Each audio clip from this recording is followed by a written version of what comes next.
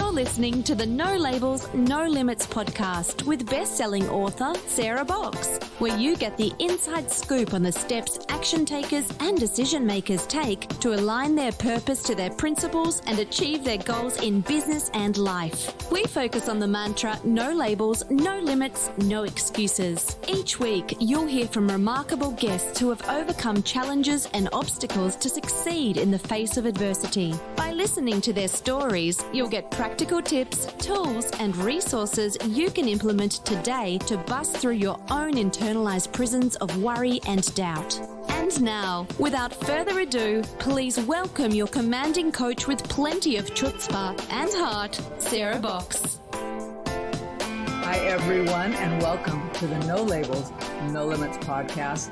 I'm Sarah, and I'm your host. First, I want to thank you for downloading this episode of the podcast.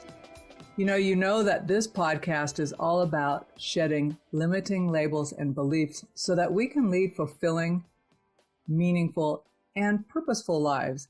And I really appreciate and support you in living your life without labels or limits, because they artificially keep us in small little boxes that we are not meant to stay in. And I hope, in fact, I know you will enjoy today's interview, where we are joined by Lizabeth Wesely-Casella. So before I let you even get to meet Lizabeth, I want to tell you a little bit about Lizabeth. She is the founder and CEO of L12 Services, LLC. And that's her firm, which specializes in internal communications training, online business management, and executive virtual assistance. And I will tell you, as a business owner, all three things that she does are crucial to my success. So I'm super interested in learning more from her. Lizabeth empowers business owners to overcome challenges related to scaling, process systems breakdown, and workflow management. And she does that by applying her strategic advisor skills and her ability to specialize and increase efficiency and effectiveness. She has over 20 years of experience as an administrator and policy and programming consultant. That's a lot of different brainwave activities, I'm saying, Lizabeth. Lots of them. But her work has contributed greatly to successful project outcomes in federal health policy, international program development, and nonprofit grassroots management. All three areas I'm super interested in.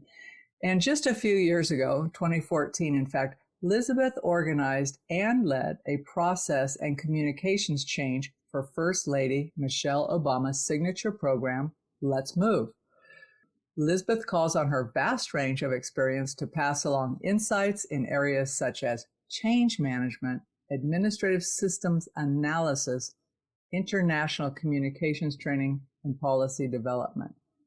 To her credit, she has a lot of years of experience. So let's just get to it and welcome our guest, Lizabeth Wesely-Casella. Welcome, Lizabeth.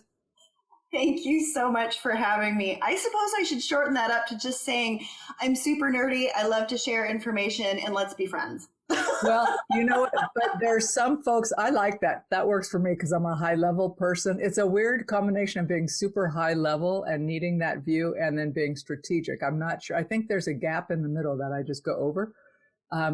But I think there are folks who are wired to say, yeah, I want her creds. I want to know why she's so smart about all this stuff. So that's why I go into detail, but I really like the I'm super nerdy part. So I should have started with that. Maybe I buried the lead. Anyway, I do want to start the same way I start with all of my guests, and that's to ask, is there something that you do every day that keeps you focused on the goals and dreams you have? I do two things, and they're less about the targeted, visualized goal and more about the how I am getting to that goal. The first is that I do a gratitudes list every day. So I usually do one in the morning. I wake up and, wow, the things I'm grateful for, they come really easily. And then at night, I do the same thing. I've been grateful for this happened today, but I also add in the 5 things that tomorrow I'll do better. So That's that. And then the other thing that I do is I am a mad jigsaw puzzle person. So I have a dining room table that I have a jigsaw puzzle out all the time.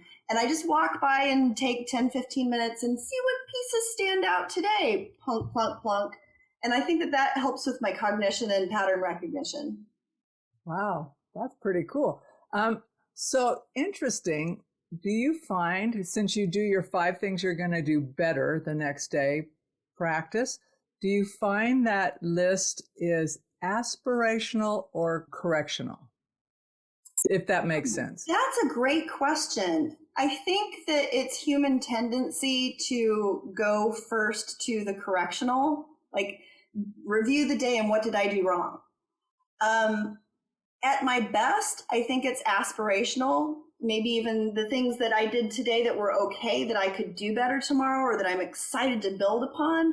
But it's probably a mix of both because let's face it, you know, being a human being, you make mistakes. And if you can reflect on them, learn from them and plan from them, hopefully if you make a similar mistake, you'll do it in a way that doesn't have a negative impact on the people around you. That's what I'm usually most focused on. I can make a mistake and it's fine if it's insular. If it's a mistake that involved other people and harmed them in some way, that weighs heavily on me. I would agree with you on that. There are degrees of error that I'm comfortable living with. So if I'm the one who's suffering, it's less so than if someone else does. So I really can relate to how you frame that a lot.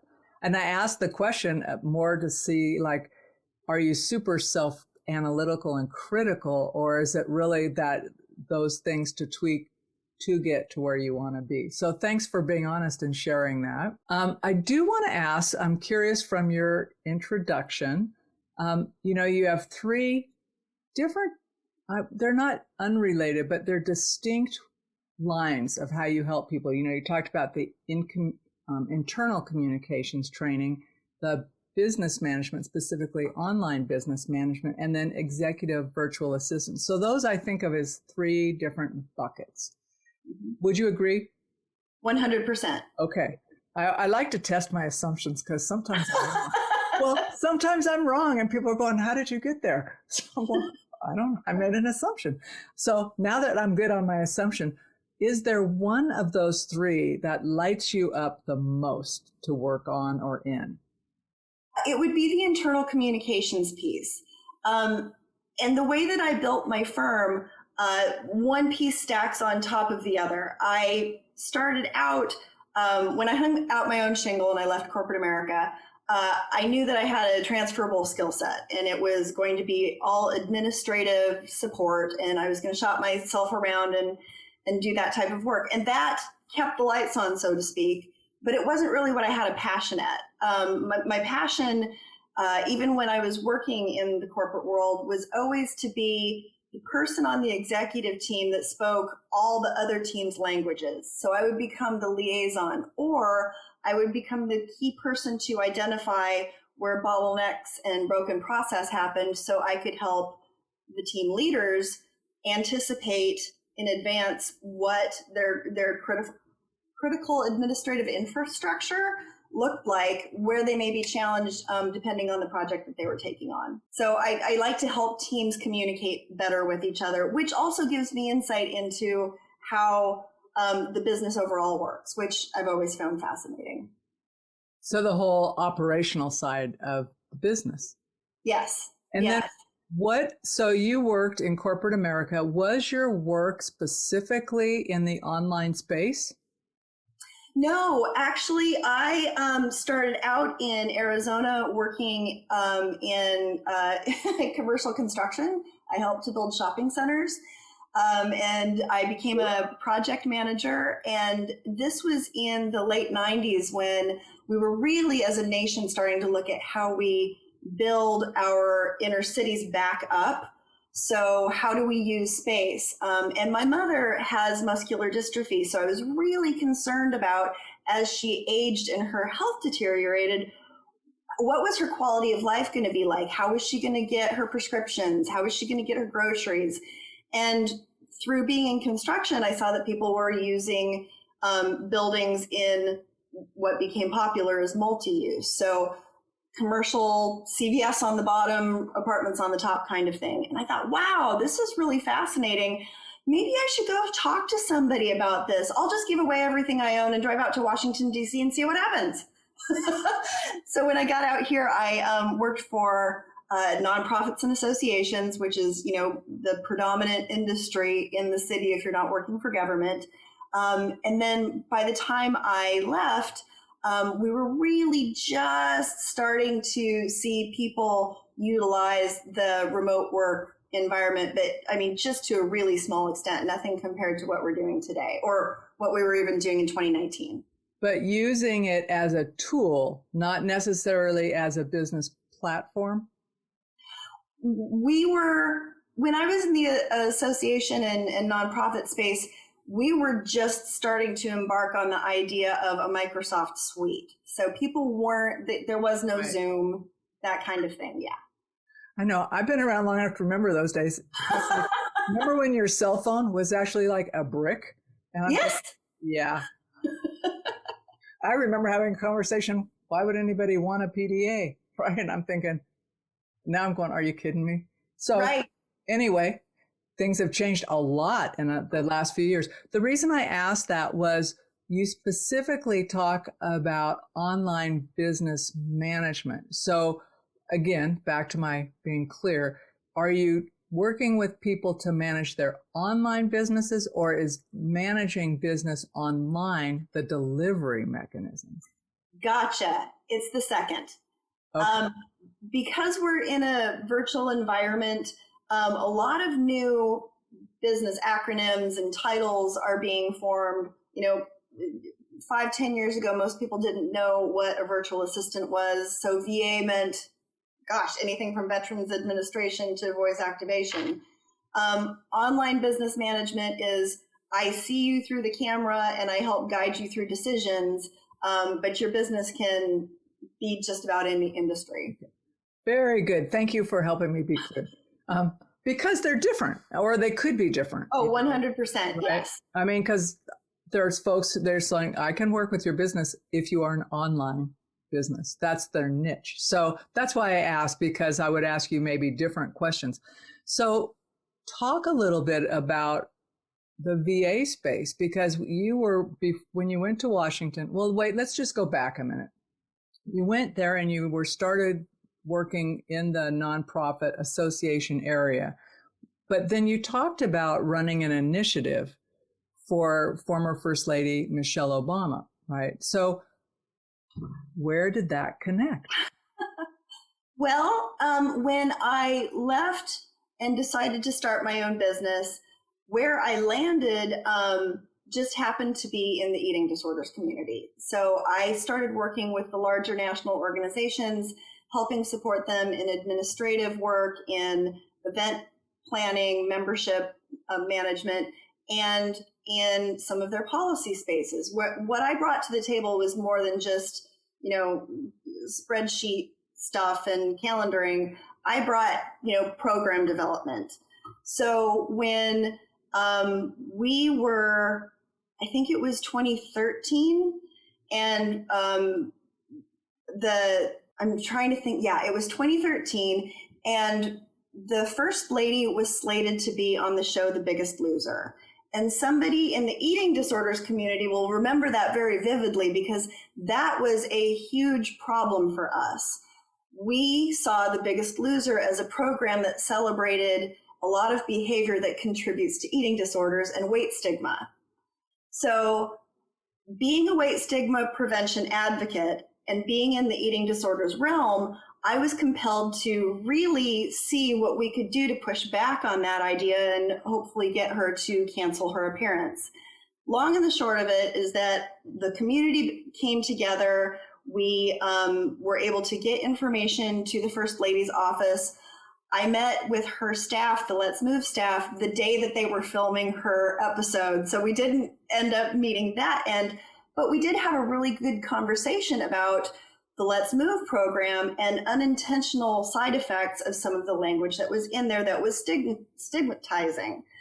We were finding that, children as young as 5 and 7 were in treatment eating disorders because they were so afraid of the idea of fat. They didn't understand the concept of body diversity. And to their credit, the team was really invested in making sure that problem was alleviated. So I was able to bring together some people in medical and mental health and exercise and movement and eating disorders and a wide range of specialty areas. And as a coalition, we came together and we rewrote some of the languaging, and we also put together some implementation guidelines. So not only did the program have languaging that softened or clarified some issues, but also people who were implementing the program on the ground had some guidelines about how to engage children in movement and look at food and activity in a way that was more healthy to the overall environment and helped with the outcomes that they were trying to meet. So you're right back there to your whole bridging communication across communities piece. Yes, and that is really the catalyst for what's driven me to build the organization from being a virtual assistance-based organization to the internal communications piece.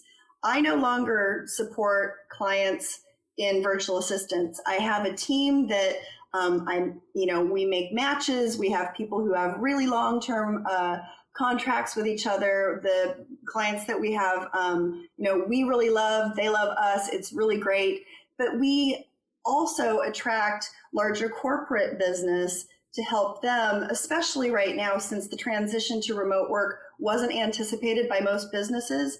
We're helping them to say, hey, you made it for a year. Congratulations. The wheels are still on the bus, but are you working at the level with the efficiency that you'd expected to be? Okay, now is the time that we look at plans and policies and make them work with the environment that you've got and the talent that you've got, and maybe even up that so that you're starting to attract, the talent that you dreamt about, because there are people making a lot of changes right now, and it's good to have your home in order so that people really want to come and work with you rather than thinking that they're signing on to fix a mess and then get down to the dirty work. That's a great distinction right there. The piece about, are you working efficiently? So folks who wanted maybe for a long time to work remote, they believe they could do it. Some folks find they're not wired to work remote as well. It's like, oh, I'd like to be out of the office and all of that stuff. And then they realize that they need that kind of connection piece. And then there's others who are, see ya, when are we connecting next? I'm right on it, right? So when you have those different and there's a bunch of personalities in between. I'm not saying those are not the only two. Those are the two that come to mind for me.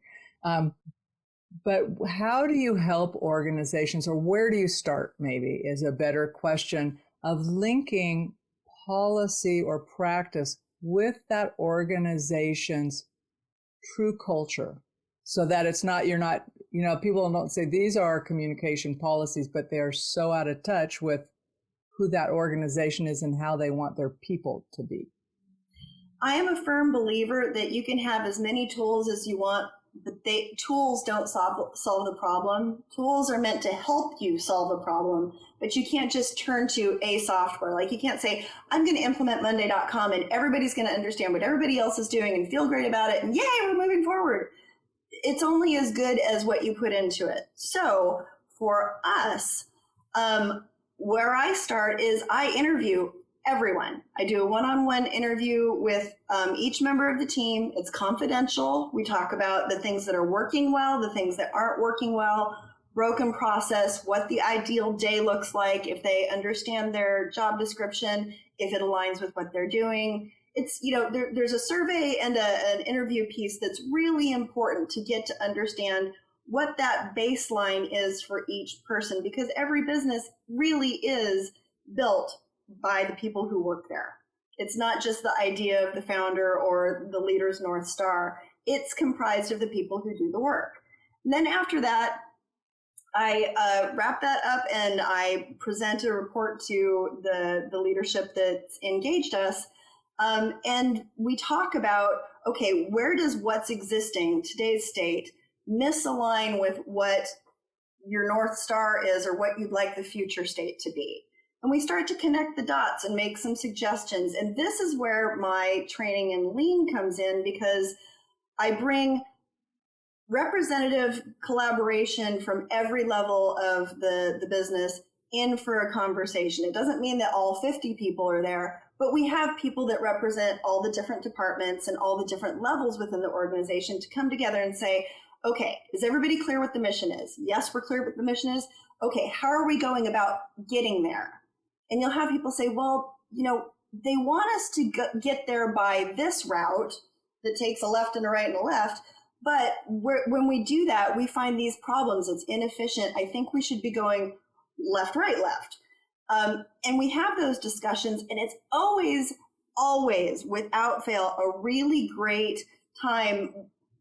I find that leadership is blown away by the fact that people that they hadn't recognized within their existing talent pool have the solutions already. We just need to talk it through why what's happening now isn't working, why what the suggestion that we're focusing on may work, and what iteration looks like. So we build a plan from there and we test it. We see if it works. We make tweaks.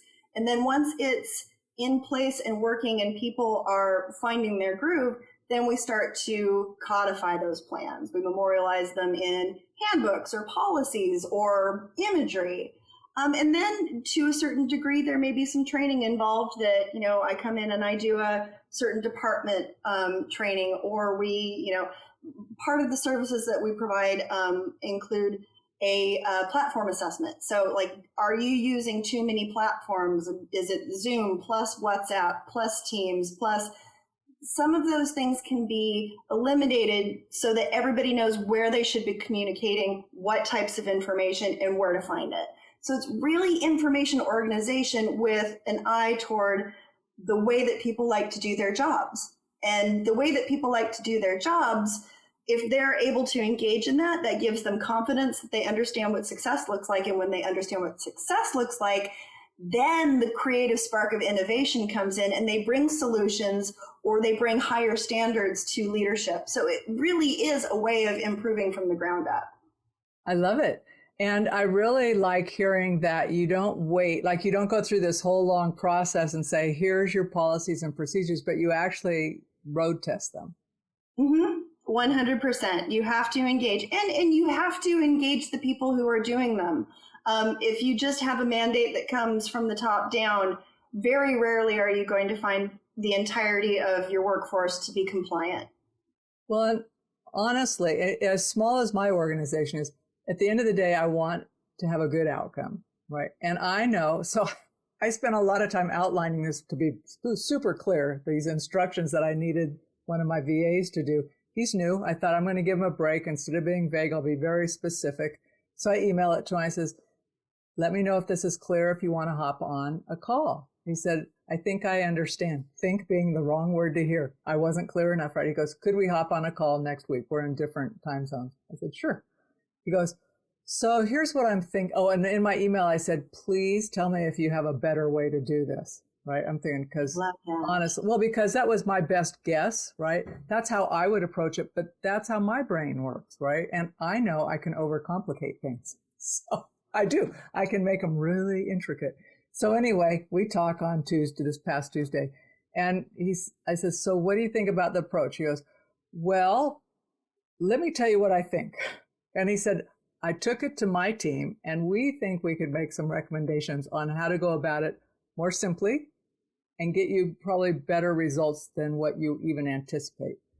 And all I thought was, thank you for saying you have a better idea and for coming back with it, because he knows more than I do, right? So to your point of taking it to who's going to be doing the work, he knows more than I do about that. And I do that with my other team members who know more than me, because I don't know it all as much as I'd like to. And in a big organization, And, when I was working in corporation, even though we weren't huge, you're all super busy and in your own world. And if you don't come back and have some time to pilot test, you can assume that a decision or a direction that was made one time actually works. And you can go far down that road and then all of a sudden go, this sucks. Yeah. We invested all of this money and it's broken. Well, but then there's that whole, like, I don't want to waste the investment, when in fact, chucking part of it is the right thing to do, Yeah. So anyway, rabbit hole. So you started your firm. How long ago did you start your firm? Well, let's see, 12 years ago, I think. Yeah, just about 12 years ago. Are we still in 2021? No, it goes fast. It does. It does. I loved the people that I was working with, but I realized at a certain point that I was always going to be the queen of the admins. I was never going to make that leap into, management and leadership. And if I wanted to do that, it meant that I had to go out and do something different. So that's the benefit of not knowing what I didn't know. I wasn't as scared as I probably should have been, but I just kind of set my jaw and grabbed my briefcase and poof, off I went. Did you set yourself up to have like a cushion for a few months, or how did you plan for that? Well, because, did you walk in one day and say, here's my notice, I'm out of here? Well, I said it, thank you for having come to my wedding. I love you all very much. I'm going to try something different. But yeah, I started my business by selling my designer handbags, which bought me 1 year of a hosted website and an email address and a business license. So you had a little bit of cushion, nothing to write home. That was it. And then I just started going to this was at the same time that I'd been diagnosed with an eating disorder. So I started going to eating disorders conferences and seeing that they could be run much more either efficiently or professionally or whatever. And I'd say, hey, do you need somebody to volunteer to help kind of clean this up a little bit? And invariably I'd hear yes. And so I started to get to know those people. And then when they'd see other skill sets came with this volunteer, I eventually started getting clients. So part of it is putting yourself out there. Yes. Yeah. Yes. So, you talked about having an eating disorder. Had you been tiptoeing up to addressing that for a long time, or did you just, what was your tipping point on that? Because that's a brave thing to, first of all, to share and to address openly, because it helps a ton of people. What was your tipping point? Well, it's interesting. It's only in retrospect that I understand that I'd had either disordered eating behavior or an eating disorder since my late teens. In my late teens, it was the late 80s, and everybody celebrated the thin body type. So I did whatever it took to maintain that. And then later in life, I think I'd kind of, blown my metabolism out, and my eating disorder shifted to take on a different form. And so then I went into binge eating disorder and high weight anorexia. So I'd be in a big body, but I would starve myself. Like all of the same eating disorder behavior that you have in a thin body, but in a larger body. So at that point, I did not know that there was anything other than bulimia and anorexia. So it didn't cross my mind that I had an eating disorder, but I knew that I was so ashamed of myself and my body that I didn't want to see people. So my husband was going up to visit his family in Long Island, and I feigned illness. Oh, I can't go with you this time. I just don't feel good. And what I really was I was ashamed.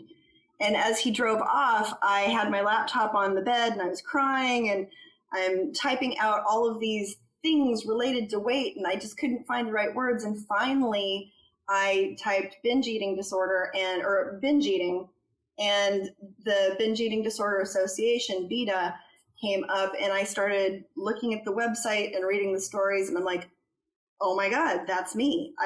All of that, every single one of those stories or symptoms is me.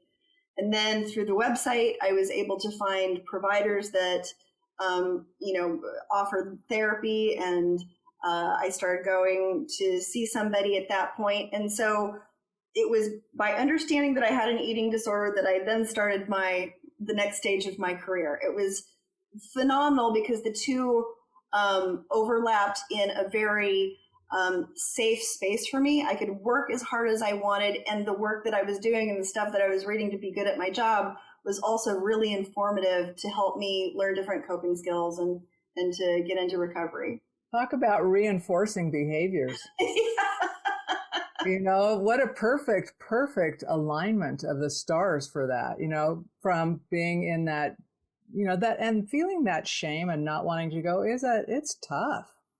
It really is. And when I finally got to a place where I understood body diversity and I understood that my worth didn't equate to my waist size,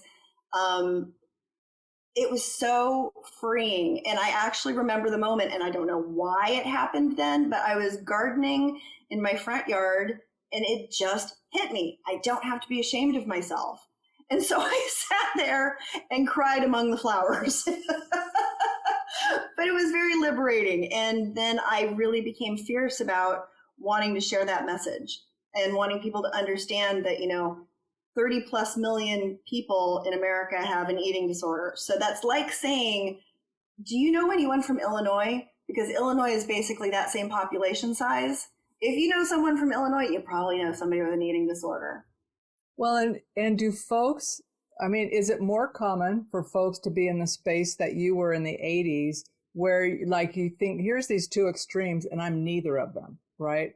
So is it common for those 30 million to not recognize they are them because of the multitude of pieces in there? Yes. There is such an unrealistic ideal out there, and there's a documentary out called Fatitude that has a line that says, the harder it is to establish and maintain a certain size in society, that is what's valued. So back in Victorian times, it was the larger body type because most of, society couldn't afford to eat. Now that we have an abundance of food or whatever other contributing factors, it's easier to be in a large body. So the smaller size body is celebrated and valued higher. And people often base their self-value on what they see. So the messaging and all of the media being, eat this, don't eat this, look at this, don't wear that. It's so completely confusing, and it's not set up for people to just be okay in their own skin and fine on their own. You've got to buy something to be okay, or you have to be on a diet to be okay. You have to be investing in something, exercise all the time to be okay.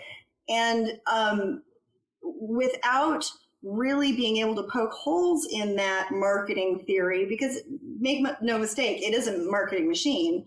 It makes money. Yeah. People don't often hear that, the health metrics that really matter are flexibility and stamina. And, it's not about the size of your neck or your waist or your arm. You can be healthy whether you live in a small body and that's genetically right for you, or you live in a larger body and that's genetically right for you. Doing the things that matter, that keep you breathing and moving, and to the extent that you can, that's what's important. It's not just looking a certain way. And it's that, like you're talking about, it's the components of health. Mm-hmm. Right. And I know someone asked me what my goal was for health. And, because I know because of the context, they were asking me like a goal weight kind of thing.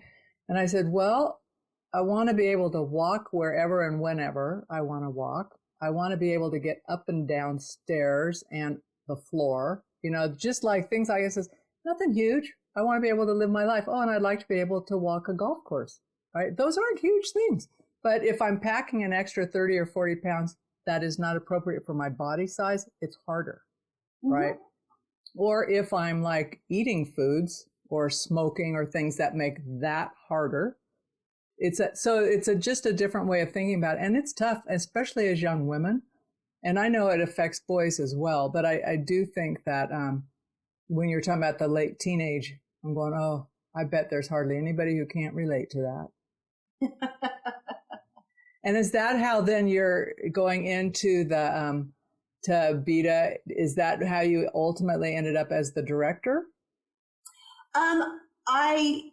Yes. The director of membership and events. It was just a lot of hard work and working collaboratively with the leadership. I am forever grateful for that opportunity. I made some amazing friendships, and we did stuff. Like, we got stuff done. We made it to the White House. I felt pretty cool about that. Yep. That's big. For a girl who had no plan, you betcha. You might not have had a plan, but a plan had you. That's for certain. There was a plan for you. Okay, so I have a couple other questions, and then I'm going to let you go for this trip around the conversation. But so you are still a keen advocate, though, around mental health and women's issues. Is that fair to say? 100%. Okay. So what message or messages do you think you want to impart to women listening to this today, or to their partners who want to pass along your message? That is a really good question. I think that my message would be patient with your parts, and parts being the different feelings that you have about who you are in the world at any given time. Sometimes we have angry parts, or sometimes we have scared parts, or sometimes we've got, rock and roll parts. Not always are we able to tap into them as we desire in the moment that we desire. I don't know if, for me, aging was part of it. I find myself to be more confident and more happy these days than I probably was in my 30s.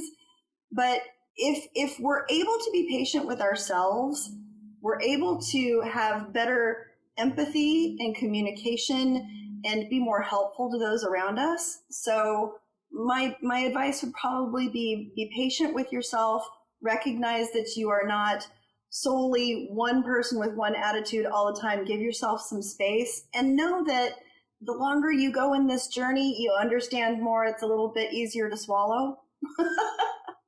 No pun intended. Yeah, no pun intended. I appreciate when those little things pop up. So I want to ask you, folks know that we do a pre-push record little chit chat, but before we put record on for today's episode, you and I were talking about kindergarten and kind of just how people are in kindergarten, and how just some thoughts about that. If you can remember what we were talking about and share back a little of that, because I think it's a nice thing to end or wrap up on. The pieces of kindergarten that were reinforced with me were, share your toys, be helpful, and be kind to other people. And I found that there's nothing wrong with that advice, all the way up through however old I get. Whenever you're listening to this, I'm still that old. The thing that on a daily basis keeps those front of mind for me is, sharing my toys isn't always sharing a thing. It's not a pen. It's not a technology. It's not a car. My toys these days are my knowledge, my experiences. So share them. Let other people use them for whatever they're worth. And if it can help them, move forward or get through something or improve upon something, yay. Treat other people as you'd like to be treated. Well, I like to be heard. If I have something to say, or if I have a problem, I want to be heard. So I try really hard to listen to other people. And again, if I relate that back to work, it means that I'm listening for what people need from their job in order to feel good about doing it and continue to invest in themselves. I think that those are the things that I think that were important. They made me a good little kid, and I think that they made me comfortable being the adult that I am. Well, You're a totally fun adult. And thank you. At whatever age you get to be, you're still going to be fun. I do want to ask if you would please let people know how to get a hold of you and L12 services, the best way to do that, because I can imagine there are people listening today who are saying, really, really need to connect with Lizabeth. No, in the spirit of sharing the toys that are in my head, gosh, that didn't sound good. But anyway, I am always easily accessible on LinkedIn. That's my platform of choice. So if you're going to have any questions, if you need to think through something, or you just want some help with what a strategy might look like, reach out to me. I'm happy to talk and help you noodle through some stuff. My name is spelled a little bit unusual, so let me do that real quick. It's Lizabeth without the E at the beginning, so it's Lizabeth, and then Wesely-Casella is long and hyphenated, WESELY-CASELLA. And if you want to reach out and use any tools that we have free on the website, or get a communications assessment, which will help you figure out where the bottlenecks and broken process are within your organization, you should reach out to our website, L12services.com. It's just an L12services.com. All right. So folks, now you know how to get some tools, how to get an assessment, and how to reach Lizabeth.